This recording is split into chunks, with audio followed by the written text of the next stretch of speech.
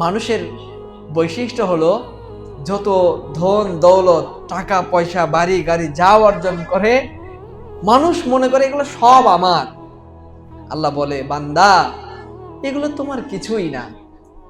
তোমার মতে এমন পুরুষ, মহাপুরুষ, কত বড় বড় ব্যক্তি, তোমার পূর্বপুরুষেরা যারা আসছিল, হাজার হাজার কোটি কোটি টাকার মালিক তারা ছিল।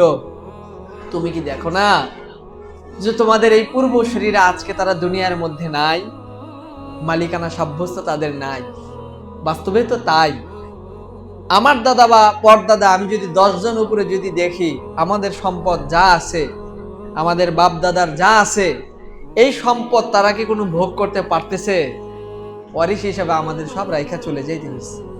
তার মানে হলো এই পৃথিবীর মধ্যে যত সম্পদ আছে, যত বাড়ি গাড়ি ধন দৌলত আছে, আমরা যারা মালিক হিসাবে নিজেদেরকে গর্বিত মনে করি, প্রিয় ভাই, এটা আমাদের জন্য একটি ধোঁকা। এটি আমাদের একটি মনের শান্তি এবং মনের প্রশান্তির জন্য আমরা নিজেদেরকে বুঝ দেই। বাস্তব কথা হলো, একটা বাড়িতে ভাড়া থাকার জন্য আমরা যেরকম ভাড়া থাকি, দুনিয়ার মধ্যে আমাদের জীবন ব্যবস্থাটা এই দুনিয়ার মধ্যে ভাড়ার মতো একটা সময় আমাদের চলছে। সময় শেষ হয়ে গেলে আমার নিজের ব্যবহৃত স্মার্টফোনটাও রেখে যেতে হবে, আমার পরিহিত কাপড় যেটি আছে এটাও আমাকে রেখে যেতে হবে, আমার অবয়বে আমার ঘড়ি, আমার কোট, আমার জুব্বা পাজামা যা কিছু আছে সব কিছু দুনিয়ার নিজাম অনুযায়ী, সিস্টেম অনুযায়ী সব খুলে নেওয়া হবে।